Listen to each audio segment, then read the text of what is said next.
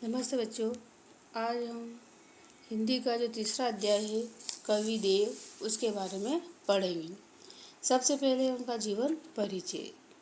कवि देव का जन्म संवत 1730 में उत्तर प्रदेश के इटावा नगर में हुआ था। इनके पिता का नाम कुछ लोग बिहारी लाल दुबे मानते हैं।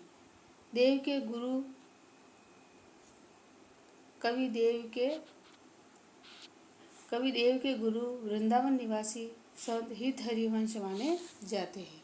देव अन्य रीतिकालीन कवियों की भांति दरबारी कवि थे, यानी कि रीतिकालीन कवियों की भांति ही कवि देव जो थे वो किसी सभा में अपना काव्य पाठ करते थे। उन्होंने अनेक राजाओं और संपन्न लोगों के यहाँ समय बिताया था। इनको दर्शन शास्त्र, ज्योतिष, आयुर्वेद और तंत्र आदि विषयों का भी ज्ञान था। कवि देव की मृत्यु संवत 1824 के आसपास मानी जाती है। साहित्य परिचय, यानी कवि देव का साहित्यिक परिचय। देव ने अन्य रीतिकालीन कवियों की भांति काव्य रीति और काव्य रचना दोनों क्षेत्रों में अपना प्रतिभा का परिचय दिया। कवि के रूप में देव सौंदर्य, प्रेम के जीते रहते, यानी कि कवि ने देव सौंदर्य और प्रेम को अपने काव्य का भाग बनाया। इनका काव्य सरस और भावोत्तेजक है। रूप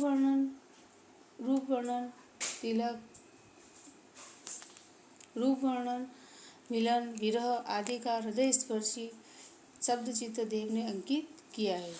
इनके साथ ही उन्होंने संस्कृत शब्द युक्त सरस और सशक्त ब्रज भाषा का प्रयोग भी किया है।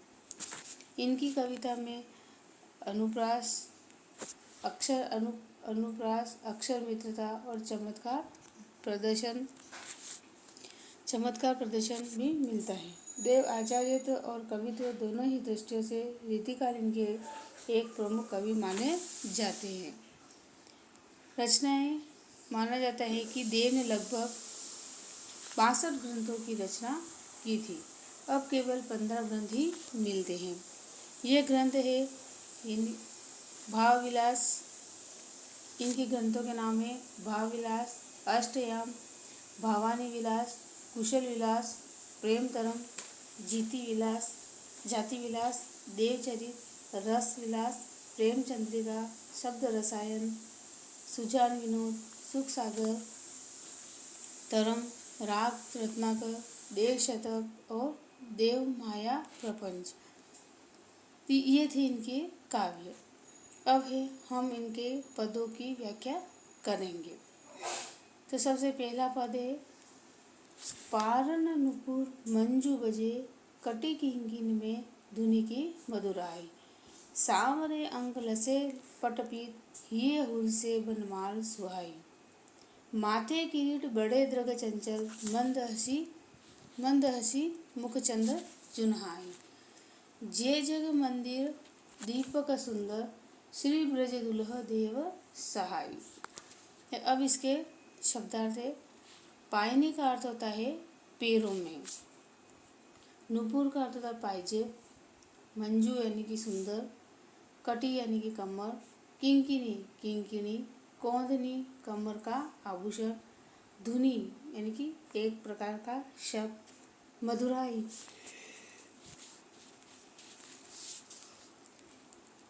ध्वनि शब्द, मधुराई का मतलब होता है मधुरता, सांवरे यानी कि श्यामले या श्याम रंग के।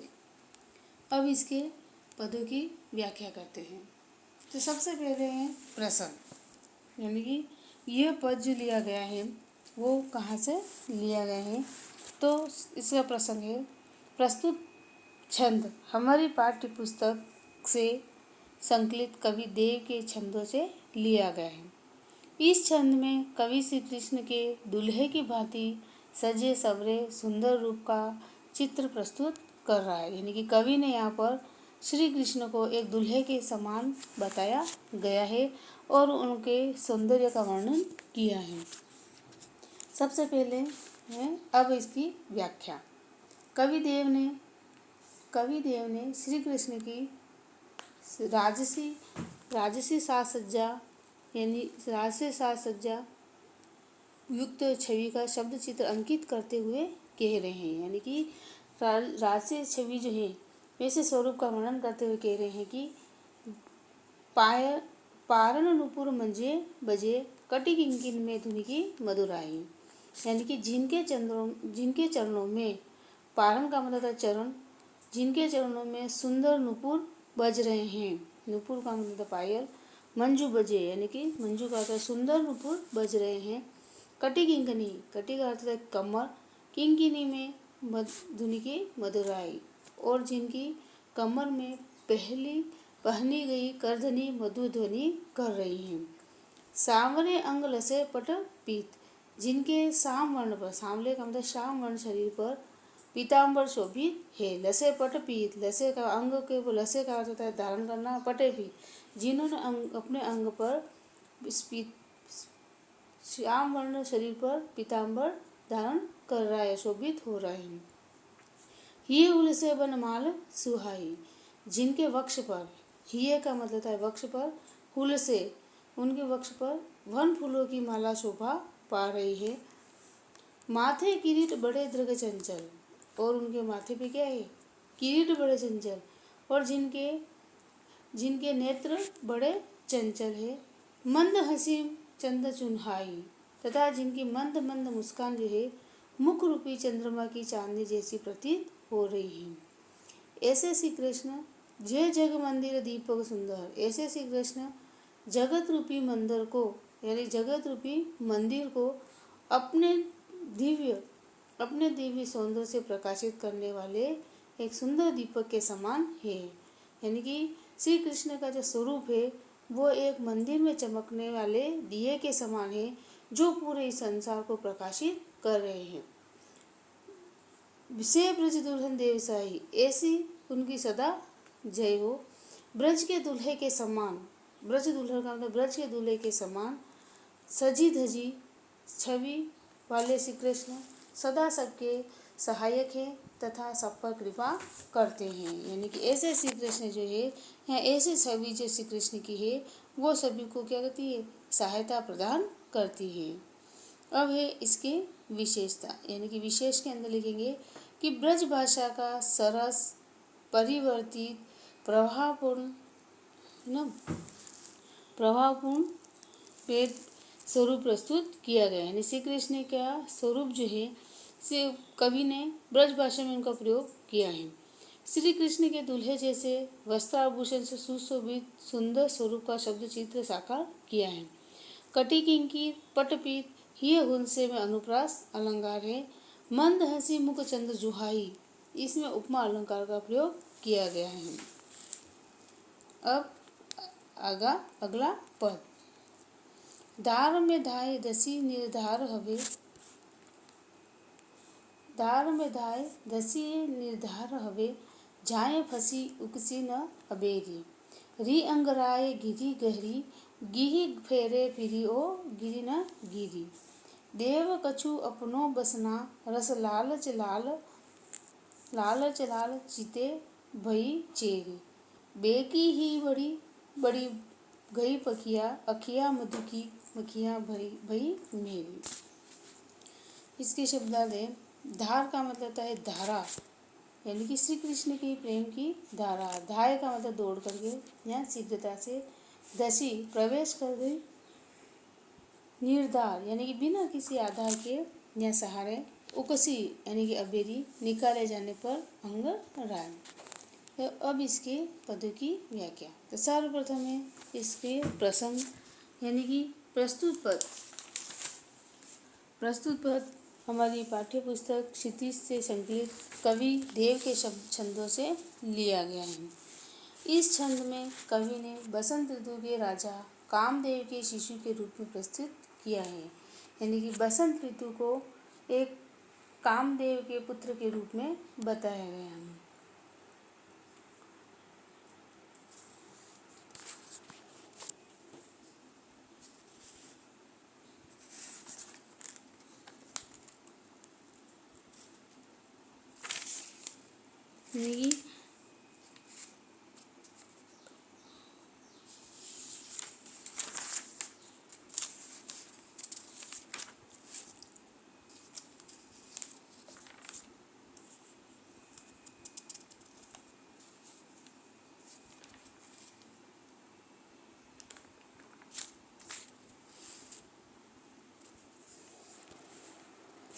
धार जसी निर्धार हवे, जाए पसी अकरी न उबरी।